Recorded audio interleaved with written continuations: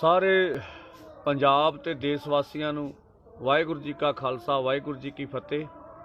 ਮੈਂ 5-7 ਮਿੰਟ ਪਹਿਲੋਂ ਹਿੰਦੀ 'ਚ ਗੱਲ ਕਰ ਲਾਂ, ਪਰ ਆਓ ਇਹ ਪੱਕੀ ਗੱਲ ਆ ਹੁਣ ਵੀ ਮੋਦੀ ਸਰਕਾਰ ਜਿੰਨੀ ਘਬਰਾਈ ਹੋਈ ਆ ਇਹ ਖੇਤੀ ਕਾਨੂੰਨਾਂ ਤੇ ਇਸ ਘਬਰਾਹਟ ਦੇ ਵਿੱਚੋਂ ਲੋਕਾਂ ਦੀ ਚੜ੍ਹਦੀ ਕਲਾ ਤੇ ਗਾਹਾਂ ਸਰਕਾਰ ਦੀ ਹਾਰ ਨਜ਼ਰ ਆ ਰਹੀ ਹੈ।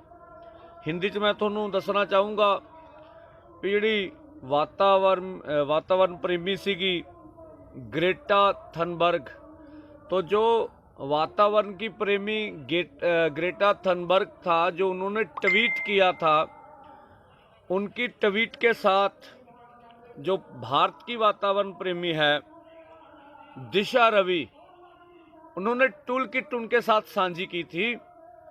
तो देखिए, किसी के ट्वीट के साथ कोई ट्वीट्स मिलाना, उसको साझा करना, ये कितना बड़ा जुर्म हो रहा भारत में। देख लीजिए आप किसी किसान आंदोलन पर, कोई आंदोलन कर रहे हैं किसान, वहाँ भाजपा के दंगाकारी पेट्रोल बम फेंकें, पत्थर मारें, तो उनके ऊपर कोई कार्रवाई नहीं होती।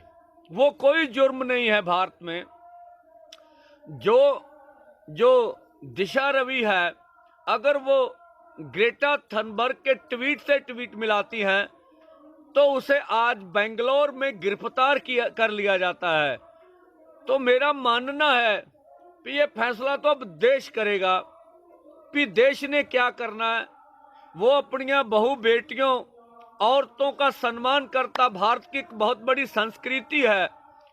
तो क्या किसी आपकी भारत की बेटी की आवाज इस तरह से मोदी सरकार उसका गला घोटेगी, ये हम सोच नहीं सकते। तो इसका किसान मजदूर संघर्ष कमेटी पूरी तरह भर्त्सना करती है, और इस तरह से गला दबाना सोशल मीडिया पर, ये हमें बर्दाश्त नहीं है।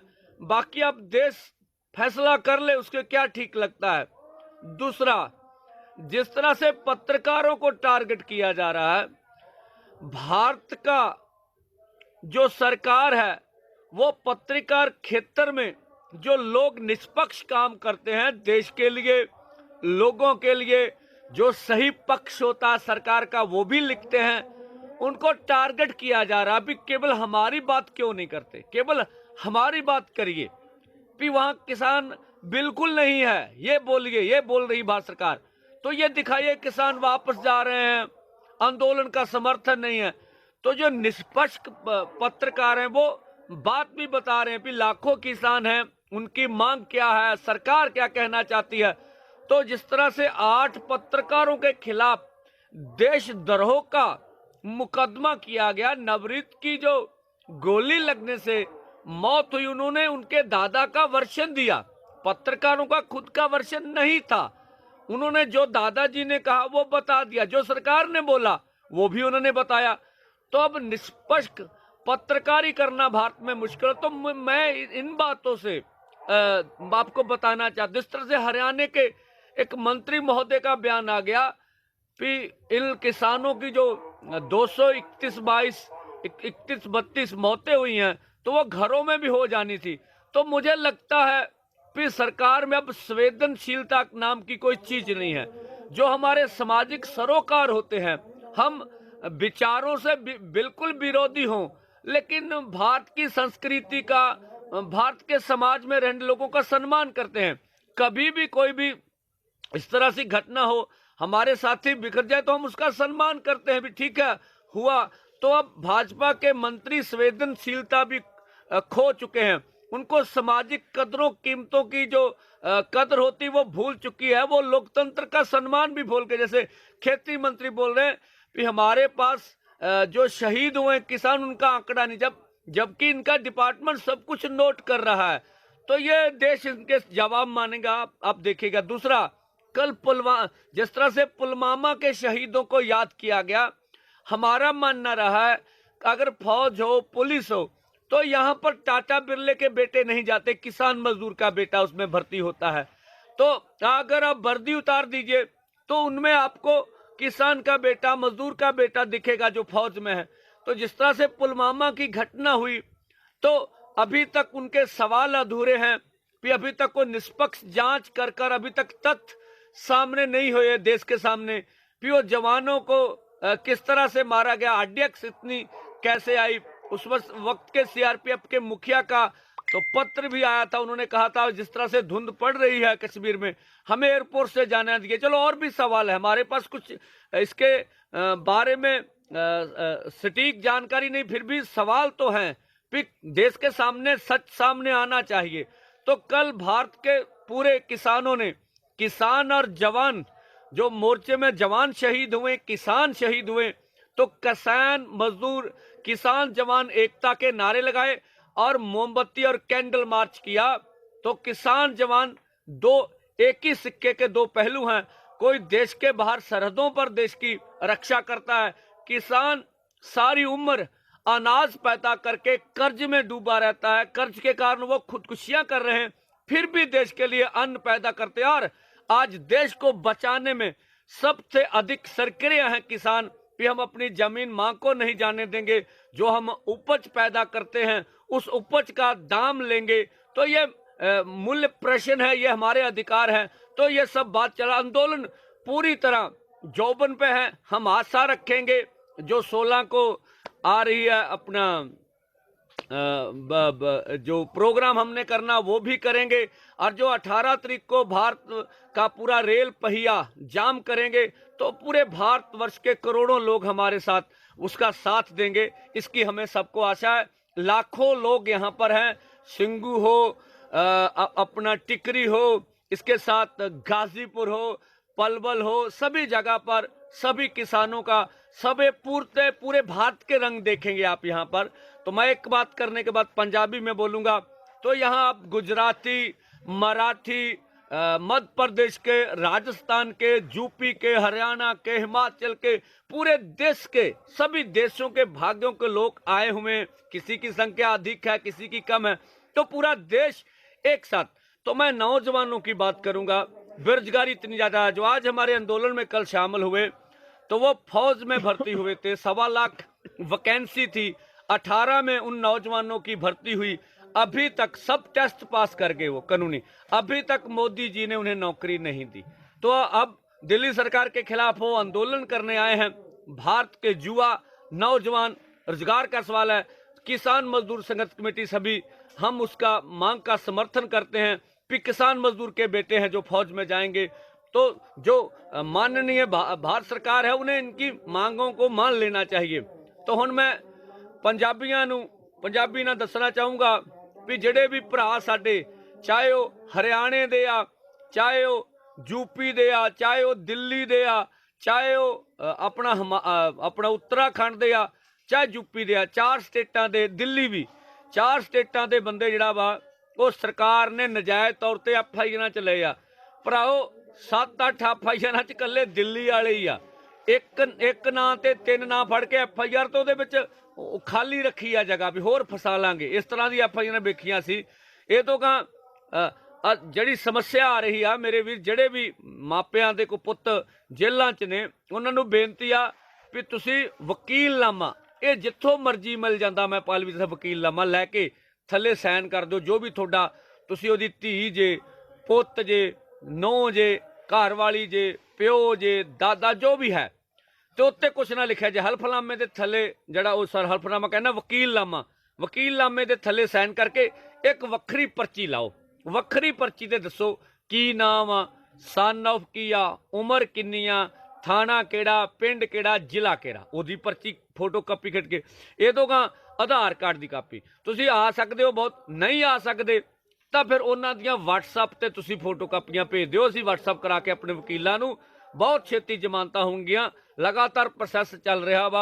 ये तो कहा ਜਿਹੜੇ प्रोग्राम आ रहे आ सारे भराओ, अजे तक देश दे विच ਜਿਹੜੀ कमजोरी रही आ पंजाबियां च, अजे तक जे हरे आ ते फुट करके हरे आ। यह अंग्रेजां दा रहा सी रूल भी पाड़ के राज करो। उन्होंने पता सी वो लड़ाउण लग्गिया मुसलमानां दी मस्जिद दे विच सूर सुट आउंदे हुंदे सीगे, दंगे करा देने। ਇੱਧਰ ਗਾਂ ਹਿੰਦੂਆਂ ਦੀ ਮੰਦਰ ਵਿੱਚ ਗਾਂ ਸੁੱਟ ਦੇਣੀ। ਤਾਂ ਇਸ ਕਿਸਮ ਦੇ ਫਸਾਦ ਉਹ ਧਰਮਾਂ ਜਾਤਾਂ ਦੇ ਨਾਂ ਤੇ ਕਰਾਉਂਦੇ ਰਹੇ। ਇਹ ਅੰਗਰੇਜ਼ਾਂ ਦਾ ਰਹਿੰਦਾ ਸੀ। ਹੁਣ ਸਾਡੀ ਭਾਰਤ ਸਰਕਾਰ ਇੱਥੇ ਆਈ ਹੋਈ ਆ, ਉਹ ਕਿਵੇਂ ਪਾੜ ਕੇ ਰਾਜ ਕਰਕੇ, ਜਿਵੇਂ ਭਾਜਪਾ ਦੇ IT ਸੈੱਲ ਆ, ਠੀਕ ਹੈ ਜੀ, ਉਹ ਲਗਾਤਾਰ ਕਿਵੇਂ ਪ੍ਰਚਾਰ ਪ੍ਰੋਪੋਗੰਡਾ, ਉਹ ਭਾਜਪਾ ਦੀ ਨੀਤੀ ਰਹੀ RSS ਦੀ ਵੀ ਤੁਸੀਂ ਦੋ ਧਿਰਾਂ ਨੂੰ ਆਪੋ ਚ ਦੀ ਲੜਾ ਕੇ ਤਾਂ ਪਾਸੇ ਤੇ ਖੜ ਕੇ ਵੇਖੋ, ਇਹ ਚੱਲਦਾ ਹੁੰਦਾ ਵਾ। ਸੋ ਸਰਕਾਰਾਂ ਨੂੰ ਬੜੀ ਚੰਗੀ ਨੀਤੀ ਰਾਸ ਆਉਂਦੀ ਆ ਵੀ ਆਪੋ ਚ ਉਹਦੀ ਵਖਰੇਵੇਂ ਵੱਧ ਜਾਣ, ਆਪੋ ਚ ਉਹਦੀ ਫੁੱਟ ਜ਼ਾਹਰ ਕਰੀਏ, ਲੋਕਾਂ ਦਾ ਵਿਸ਼ਵਾਸ ਤੋੜ ਦਈਏ। ਭਰਾਓ ਜਿੰਨੇ ਤੁਹਾਡੇ ਆ ਬਾਰਡਰ ਆ, ਇੱਥੇ ਟਿੱਕਰੀ ਬਾਰਡਰ ਤੇ ਵੀ ਆ, ਪਲਵਲ ਵਾਲਾ, ਗਾਜੀਪੁਰ ਵਾਲਾ, ਸਿੰਘੂ ਵਾਲਾ, ਲੱਖਾਂ ਲੱਖਾਂ ਲੋਕ ਆਏ ਹੋਏ ਆ। ਇੱਥੇ ਚੜ੍ਹਦੀ ਕਲਾ ਵਾ, ਪੂਰੀ ਇਮਾਨਦਾਰੀ ਨਾਲ ਲੋਕ ਇੱਥੇ ਬੈਠੇ ਹੋਏ ਆ। ਅਹਿਸਾਸ ਆ ਹੁਣ ਲੋਕਾਂ ਨੂੰ, ਹੁਣ ਲੋਕ ਅੱਗੇ ਨੂੰ ਵੱਧ ਸੁਚੇਤ ਹੋ ਕੇ ਆ ਰਹੇ ਆ।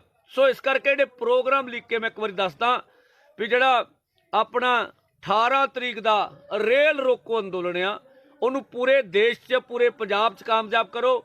ਜਿੱਥੇ ਕਿਤੇ ਫਾਟਕ ਨਹੀਂ ਹੈਗਾ, ਫਾਟਕ ਤੇ ਬੈਠਾ ਹੁੰਦਾ ਗਾਰਡ, ਉੱਥੇ ਚੜੋ, ਰੇਲ ਰੋਕਣੀ ਆ। ਇਹ ਤੋਂ ਗਾਂ ਸਟੇਸ਼ਨ ਤੇ ਉਦੋਂ ਗਾਹਾਂ ਨਹੀਂ ਕਿਤੇ ਰੁਕਣੀ, ਹਾਦਸਾ ਨਹੀਂ ਹੋਣਾ। 12 ਵਜੇ ਤੋਂ ਬਾਅਦ 10 ਮਿੰਟ ਦੱਸ ਕੇ, ਠੀਕ ਹੈ, ਤੇ 4 ਵਜੇ ਇਹਨੂੰ ਸਮਾਪਤ ਕਰਨਾ। ਸੋ ਇਸ ਕਰਕੇ ਸਾਡੇ ਵਾਲਾ ਜਿਹੜਾ ਆਪਣਾ ਜੰਡਿਆਲਾ ਗੁਰੂ ਚੱਲਦਾ, ਪੱਕਾ ਮੋਰਚਾ ਰੇਲ ਰੋਕੋ ਚੱਲਦਾ ਰਹੂਗਾ। ਬਾਕੀ ਜਿੰਨੇ ਮੋਰਚੇ ਲੱਗਣਗੇ ਉਹ 4 ਵਜੇ ਸਮਾਪਤ ਹੋ ਜਾਣਗੇ। ਇਹਦੇ ਨਾਲ ਆਪਾਂ ਤਰਨ ਤਾਰਨ ਦੇ ਵਿੱਚ 25 ਫਰਵਰੀ ਨੂੰ ਲੋਕਾਂ ਦਾ ਇਹ, ਕਿਉਂਕਿ ਜਨ ਅੰਦੋਲਨ ਆ, ਇਹ ਜਨ ਅੰਦੋਲਨ ਦੀ ਮਹਾ ਰੈਲੀ ਤਰਨ ਤਾਰਨ ਦਾਣਾ ਮੰਡੀ ਕਰ ਰਹੇ ਆ। ਤਰਨ ਤਾਰਨ ਦਾਣਾ ਮੰਡੀ ਜਨ ਅੰਦੋਲਨ ਦੀ ਮਹਾ ਰੈਲੀ, ਕਿਸਾਨ ਮਜ਼ਦੂਰ ਕਿਸਾਨ ਜੋਟੀਆਂ ਪਾ ਕੇ ਸਾਰੇ ਪੰਜਾਬੀ, ਸ਼ਹਿਰੀ ਹੋਈਏ, ਨੌਜਵਾਨ ਹੋਈਏ, ਕਿਸਾਨ ਮਜ਼ਦੂਰ ਬੀਬੀਆਂ ਐ ਕੜਿੰਗੜੀਆਂ ਪਾ ਕੇ ਏਕਤਾ ਦੇ ਨਾਲ ਵੱਜੀਏ। ਸੋ ਉਹਦੇ ਵਿੱਚ ਮੰਗਾਂ ਹੋਰ, ਜਿਵੇਂ ਮਜ਼ਦੂਰਾਂ ਦੀਆਂ ਮੰਗਾਂ ਵਾ, ਲੇਬਰ ਐਕਟ ਕੀਤੇ ਗਏ ਆ, ਮਜ਼ਦੂਰਾਂ ਦੇ ਕਰਜ਼ਾ, ਕਿਸਾਨਾਂ ਦਾ ਕਰਜ਼ਾ ਦਾ ਸਵਾਲ ਆ, ਜਿਵੇਂ ਉਹਨਾਂ ਦੀ ਬੁਢਾਪਾ ਪੈਨਸ਼ਨ ਸਾਂਝੀ ਆ ਕਿਸਾਨਾਂ ਮਜ਼ਦੂਰਾਂ ਦੀ, ਜਿਵੇਂ ਅਨਾਜ ਦਾ ਸਵਾਲ ਆ, ਜਿਵੇਂ ਕਿਸਾਨਾਂ ਦੇ ਨਾਲ ਜੇ ਇਹ ਖਰੀਦ ਗਈ ਤੇ PDS ਜਿਹੜਾ ਜਨਤਕ ਵੰਡ ਪ੍ਰਣਾਲੀ ਆ ਉਹ ਵੀ ਖਤਮ ਹੋਣੀ ਆ। ਗੱਲਾਂ ਬਾਹਰ ਕੇ ਲੈ ਜਾਈਏ, ਮਜ਼ਦੂਰਾਂ ਨੂੰ ਕਲਾਬੇ ਚ ਲਈਏ, ਸਾਡੇ ਨੇ ਉਹ ਕਿਸਾਨਾਂ ਮਜ਼ਦੂਰਾਂ ਤੋਂ ਬਗੈਰ ਜੰਗ ਜਿੱਤੀ ਨਹੀਂ ਜਾ ਸਕਦੀ। ਇਹਨੂੰ ਘੇਰੇ ਨੂੰ ਹੋਰ ਖੇਲੀਏ, ਜਵਾਨੀ ਨੂੰ ਨਾਲ ਲਈਏ। ਇਸ ਕਰਕੇ 25 ਫਰਵਰੀ ਤਰਨ ਤਾਰਨ ਦਾਣਾ ਮੰਡੀ ਦੀ ਰੈਲੀ ਲੱਖਾਂ ਚ ਕਰ ਦਈਏ। ਸੰਭਵ ਆ ਜ਼ਿਲ੍ਹੇ ਦੀ ਰੈਲੀ ਆ, ਜ਼ਿਲ੍ਹੇ ਚੋਂ ਵੀ ਲੱਖਾਂ ਨਿਕਲ ਸਕਦੇ ਆ। ਤੁਹਾਡੇ ਅੱਗੇ ਕੋਈ ਵੱਡੀ ਗੱਲ ਨਹੀਂ ਹੈਗੀ। ਸੋ ਇਸ ਕਰਕੇ ਤਗੜੇ ਹੋ ਕੇ ਤਰਨ ਤਾਰਨ ਦਾਣਾ ਮੰਡੀ 11 ਵਜੇ 25 ਫਰਵਰੀ ਭੁੱਲਿਓ ਨਾ। ਇਹ ਤੋਂ ਕਹਾਂ 7 ਮਾਰਚ ਜਲੰਧਰ ਵਿੱਚ, 7 ਮਾਰਚ ਜਲੰਧਰ ਵਿੱਚ ਆਪਣਾ ਸ਼ਾਹਕੋਟ ਦਾਣਾ ਮੰਡੀ, ਉੱਥੇ ਮਹਾ ਰੈਲੀ ਹੋਣੀ ਆ। ਦਵਾਬੀਆਂ ਨੇ ਇਹ ਬੱਲੇ ਦਵਾਬੀਆਂ ਨੇ ਆਪਣੇ ਆਪ ਚ ਰਿਕਾਰਡ ਕਾਇਮ ਕੀਤੇ ਇਸ ਅੰਦੋਲਨ ਦੇ ਵਿੱਚ। ਤਾਂ ਦਵਾਬੇ ਵਾਲਿਓ ਤੁਸੀਂ ਵੀ ਲੱਖਾਂ ਚ ਕਰੋ, ਸਾਰੇ ਲੋਕਾਂ ਨੂੰ ਨਾਲ ਲਓ। ਸਾਨੂੰ ਆਸ ਆ, ਮਾਤਾਵਾਂ, ਭੈਣਾਂ, ਬੱਚੇ, ਨੌਜਵਾਨ, ਮਜ਼ਦੂਰਾਂ ਨੂੰ ਨਾਲ ਲੈ ਕੇ ਚੱਲੋ। ਇਹ ਤੋਂ ਗਾਹਾਂ ਆਪਾਂ 10 ਨੂੰ ਆਪਣਾ ਸੁਲਤਾਨਪੁਰ ਦੇ ਵਿੱਚ ਵੱਡੀ ਮਹਾ ਰੈਲੀ ਕਰਾਂਗੇ। ਕਪੂਰਥਲਾ ਜ਼ਿਲ੍ਹਾ 10 ਮਾਰਚ, ਕਪੂਰਥਲਾ ਜ਼ਿਲ੍ਹਾ ਸੁਲਤਾਨਪੁਰ ਚ। ਇਹ ਤੋਂ ਗਾਹਾਂ 12 ਮਾਰਚ ਨੂੰ ਫਿਰੋਜ਼ਪੁਰ ਜ਼ਿਲ੍ਹਾ ਜੀਰਾ। ਮਾਲਵੇ ਵਾਲਿਆਂ ਦਾ ਬੜਾ ਵੱਡਾ ਯੋਗਦਾਨ ਆ, ਪੂਰਾ ਮਾਲਵਾ ਚੜ੍ਹਦੀ ਕਲਾ ਚੱਲ ਰਿਹਾ। ਸੋ ਮਾਲਵੇ ਦੀ ਇਹ ਵੱਡੀ ਰੈਲੀ, ਮਹਾ ਰੈਲੀ, ਇਹਨੂੰ ਵੱਡੀਆਂ ਬੀਬੀਆਂ, ਮਾਤਾਵਾਂ, ਭੈਣਾਂ ਦਾ ਵੱਡਾ ਇਕੱਠ ਕਰੋ। ਜੀਰਾ ਦੇ ਵਿੱਚ ਫਿਰੋਜ਼ਪੁਰ 12 ਮਾਰਚ, ਦੂਜੀ ਫਿਰੋਜ਼ਪੁਰ ਚ ਗੁਰੂ ਹਰਸਹਾਏ, ਜਿੱਥੇ ਫਾਜ਼ਿਲਕਾ ਜ਼ਿਲ੍ਹਾ ਤੇ ਮੋਗਾ ਜ਼ਿਲ੍ਹਾ ਵੀ ਜਾਊਗਾ। ਇਹ ਮੋਗੇ ਵਾਲੇ ਜੀਰੇ ਪਹੁੰਚਣਗੇ 12 ਮਾਰਚ ਨੂੰ, ਤੇ ਜਿਹੜੀ ਗੁਰੂ ਹਰਸਹਾਏ ਆ ਉੱਥੇ ਫਾਜ਼ਿਲਕਾ ਜ਼ਿਲ੍ਹਾ ਜਾਊਗਾ। ਸੋ ਉਹਨਾਂ ਨੂੰ ਬੇਨਤੀ ਆ, ਭਰਾਓ ਮਹਾ ਰੈਲੀ ਤੁਸੀਂ ਵੀ ਲੱਖਾਂ ਦੇ ਇਕੱਠ ਕਰਾ ਕੇ ਮਜ਼ਦੂਰਾਂ ਨੂੰ ਪਹਿਲ ਦੇ ਕੇ, ਮਜ਼ਦੂਰਾਂ ਨਾਲ ਗਲਵੱਕੜੀ ਪਾ ਕੇ, ਮਜ਼ਦੂਰਾਂ, ਮਾਵਾਂ, ਭੈਣਾਂ, ਨੌਜਵਾਨਾਂ, ਕਿਸਾਨਾਂ, ਮਜ਼ਦੂਰਾਂ, ਆੜਤੀਆਂ, ਕੁੱਲ ਤਬਕਾ ਪੰਜਾਬੀਆਂ ਦਾ ਅੰਦੋਲਨ ਆ, ਜਨ ਅੰਦੋਲਨ ਆ। ਸਾਰਿਆਂ ਨੂੰ ਨਾਲ ਲੈ ਕੇ ਆਪਾਂ ਮੰਗ ਕਰਾਂਗੇ, ਉਹਦੇ ਵਿੱਚ ਜਿੰਨੇ ਨਿਰਦੋਸ਼ ਕਿਸਾਨ ਗ੍ਰਿਫਤਾਰ ਕੀਤੇ ਆ ਬਿਨਾਂ ਸ਼ਰਤ ਤੁਰੰਤ ਰਿਹਾ ਕਰੇ ਸਰਕਾਰ, ਸਾਰੇ ਪਰਚੇ ਖਾਰਜ ਕਰੇ, ਫੁੱਟ ਪਾਉਣ ਦੀ ਨੀਤੀ ਤੋਂ ਬਾਜ ਆਵੇ। ਮਜ਼ਦੂਰਾਂ ਨੂੰ ਜਿਹੜੀ PDS ਤੱਕ ਮਿਲਦੇ ਅਨਾਜ ਆ ਉਹਨੂੰ ਸਾਰਿਆਂ ਨੂੰ ਨਹੀਂ ਮਿਲਦਾ, ਦਿੱਤਾ ਜਾਵੇ। ਪੰਜਾਬ ਦੀ ਸਮੱਸਿਆ, ਪੈਨਸ਼ਨਾਂ ਨਹੀਂ ਮਿਲਦੀਆਂ ਸਾਡੇ ਭਰਾਵਾਂ ਨੂੰ, ਕਿਸਾਨਾਂ ਮਜ਼ਦੂਰਾਂ ਦਾ ਕਰਜ਼ਾ ਵਾ ਉਹਦੀ ਆਵਾਜ਼ ਬੁਲੰਦ ਕਰੋ ਪੰਜਾਬ ਦੇ ਵਿੱਚ। ਸਰਕਾਰ ਨੇ ਵਾਅਦਾ ਕੀਤਾ ਜੇ ਪੂਰਾ ਨਹੀਂ ਹੋਇਆ ਹੈਗਾ। ਸੋ ਇਹਦੇ ਨਾਲ ਜਿਹੜੇ ਸਾਡੇ ਸਾਰਿਆਂ ਮਹਾ ਰੈਲੀਆਂ ਦੇ ਵਿੱਚ ਖੇਤੀ ਦੇ 3 ਕਾਨੂੰਨ ਰੱਦ ਕਰਾਉਣੇ, 1 ਨੰਬਰ ਤੇ ਸਾਰੀਆਂ ਫਸਲਾਂ ਦੇ ਭਾਅ ਆਪਾਂ ਭਾਅ ਵਾਲਾ ਕਾਨੂੰਨ ਲੈ ਕੇ ਆਉਣਾ ਵਾ, ਇਹ ਮੰਗ 1 ਨੰਬਰ ਤੇ ਜਾਣੀ ਚਾਹੀਦੀ ਆ। ਇਸ ਕਰਕੇ ਭਰਾਓ ਸਾਰਿਆਂ ਨੂੰ ਬੇਨਤੀ ਆ ਵੀ ਭਰਾਓ ਇਹ ਅੰਦੋਲਨ ਤੁਸੀਂ ਜਿੱਥੇ ਖੜੇ ਜੇ, ਜਿਵੇਂ ਬੁਖਲਾਹਟ ਚਾਈ ਆ ਮੋਦੀ ਸਰਕਾਰ, ਜਿਵੇਂ ਜਿਹੜੀ ਗ੍ਰੇਟਾ ਥਨਬਰਗ ਆ, ਜਿਹੜੀ ਵਾਤਾਵਰਨ ਪ੍ਰੇਮੀ ਆ, ਦੁਨੀਆ ਦੀ ਬਹੁਤ ਮਹਾਨ, ਉਹਦੇ ਟਵੀਟ ਦੇ ਨਾਲ, ਜਿਵੇਂ ਦਿਸ਼ਾ ਰਵੀ ਜਿਹੜੀ 22 ਸਾਲਾਂ ਦੀ ਕੁੜੀ ਆ, ਭਾਰਤ ਦੀ ਵਾਤਾਵਰਨ ਪ੍ਰੇਮੀ ਆ, ਉਹਨੇ ਉਹਦੇ ਨਾਲ ਟਵੀਟ ਸਾਂਝਾ ਕੀਤਾ, ਟਵੀਲ ਕਿੱਟ ਕਹਿੰਦੇ ਉਹਨੂੰ ਸਾਂਝੀ, ਉਹਦੇ ਤੇ ਜਿਵੇਂ ਕੇਸ ਪਾਇਆ ਗਿਆ। ਕੱਲ ਉਹਨੂੰ ਬੰਗਲੌਰ ਦੇ ਵਿੱਚੋਂ ਜਿਵੇਂ ਗ੍ਰਿਫਤਾਰ ਕੀਤਾ ਗਿਆ। ਆਹਾ 22 ਸਾਲ ਦੀ ਕੁੜੀ ਸਰਕਾਰ ਲਈ ਕਿੱਡਾ ਵੱਡਾ ਖਤਰਾ ਬਣ ਗਈ। ਕਿੰਨੀ ਨਮੋਸ਼ੀ ਵਾਲੀ ਗੱਲ ਆ ਸਰਕਾਰ ਲਈ ਵੀ ਤੁਸੀਂ ਵੇਖ ਲਓ, ਇੰਨੀ ਡਰਪੋਕ ਆ ਸਰਕਾਰ। ਸੋ ਇਹ ਫੈਸਲਾ ਕਰਨਾ ਵੀ ਭਾਰਤ ਦੇ ਵਿੱਚ ਮਾਵਾਂ ਭੈਣਾਂ ਧੀਆਂ ਆਪ ਦੀ ਆਵਾਜ਼ ਨਹੀਂ ਰੱਖ ਸਕਦੀਆਂ, ਗੱਲ ਨਹੀਂ ਕਰ ਸਕਦੀਆਂ। ਸੋ ਗੱਲ ਕਰਨ ਤੋਂ ਰੋਕਿਆ ਜਾ ਰਿਹਾ। ਇਹ ਘਬਰਾਹਟ ਆ ਸਰਕਾਰ ਦੀ। ਇਹਦੋਂ ਗਾਹਾਂ ਜਿਵੇਂ 8 ਪੱਤਰਕਾਰਾਂ ਤੇ ਦੇਸ਼ ਦਰੋਹੀ ਦੇ ਪਰਚੇ ਕੀਤੇ ਆ, ਉਹਨਾਂ ਨੇ ਕੁਛ ਨਹੀਂ ਕੀਤਾ। ਕੀ ਕਿਹਾ ਸੀ ਵੀ ਜਿਹੜਾ ਰਮਨੀਤ ਦਾ ਦਾਦਾ ਵਾ, ਉਹਦੀ ਵਰਸ਼ਨ ਦਿੱਤੀ ਸੀ। ਉਹਨੇ ਕਿਹਾ ਸੀ ਮੇਰੇ ਪੁੱਤ ਨੂੰ ਗੋਲੀ ਮਾਰੀ ਗਈ ਆ, ਮੇਰਾ ਪੁੱਤ ਟਰੈਕਟਰ ਹਾਦਸੇ 'ਚ ਨਹੀਂ ਮਾਰਿਆ ਗਿਆ। ਉਹ ਪੱਤਰਕਾਰਾਂ ਨੇ ਉਹਦਾ ਵਰਸ਼ਨ ਛਾਪਤਾ, ਉਹਦਾ ਦਾਵਾ ਕਰਤਾ। ਪੱਤਰਕਾਰਾਂ ਨੇ ਆਪਣੇ ਵੱਲੋਂ ਕੁਛ ਨਹੀਂ ਸੀ ਕਿਹਾ। ਘਬਰਾ ਕੇ ਹਤਾਸ਼ਾ ਦੇ ਵਿੱਚ ਪੱਤਰਕਾਰਾਂ ਤੇ ਦੇਸ਼ ਦਰੋਹੀ ਦੇ ਪਰਚੇ ਕੀਤੇ। ਹਤਾਸ਼ਾ ਵਾ ਸਰਕਾਰ ਦੀ ਤੇ ਤੁਹਾਡੀਆਂ ਜਿੱਤ ਦੀਆਂ ਨਿਸ਼ਾਨੀਆਂ ਵਾ। ਜਿਵੇਂ ਹਰਿਆਣੇ ਦਾ ਇੱਕ ਮੰਤਰੀ ਬੋਲ ਪਿਆ ਵੀ ਮਰਨੇ ਤਾਂ ਕਿਸਾਨ ਐ ਹੀ ਸੀ। ਇਹ ਜਦੋਂ ਹਾਰ ਹੋਵੇ ਮੱਤ ਮਾਰੀ ਜਾਂਦੀ ਹੁੰਦੀ ਆ। ਜਦੋਂ ਤੁਸੀਂ ਸਮਾਜਿਕ ਸਰੋਕਾਰ ਖੋ ਦਿਓ, ਅਸੀਂ ਕਿਤੇ ਲੜੇ ਵੀ ਹੋਈਏ ਨਾ, ਪਿੰਡ 'ਚ ਮੌਤ ਹੋਵੇ, ਸਾਰਾ ਕੁਝ ਭੁਲਾ ਕੇ ਲੋਕਾਂ ਚਲੇ ਜਾਂਦੇ ਵੀ ਮਰਨਾ ਜੀਣਾ ਭਰਾਓ ਇਕੱਠਾ ਹੁੰਦਾ। ਸੋ ਇਸ ਕਰਕੇ ਭਾਜਪਾ ਦੇ ਮੰਤਰੀਆਂ ਦੇ ਜਿਵੇਂ ਹੰਕਾਰ ਬੋਲ ਰਿਹਾ ਵਾ, ਇਹ ਹੰਕਾਰ ਰਹਿਣਾ ਨਹੀਂ ਹੈਗਾ। ਕਹਿੰਦੇ ਅੱਤ ਖਦਾ ਦਾ ਵੈਰ ਹੁੰਦਾ। ਜਿਵੇਂ ਸਾਡਾ ਖੇਤੀ ਮੰਤਰੀ ਤੋਮਰ ਬੋਲਦਾ ਵੀ ਮੇਰੇ ਕੋਲ ਆંકੜੇ ਹੀ ਨਹੀਂ ਹੈਗੇ ਵੀ ਕਿੰਨੇ ਕਿਸਾਨ ਸ਼ਹਾਦਤ ਦੇ ਗਏ ਆ, ਸਾਰੇ ਆંકੜੇ ਹੈਗੇ ਆ।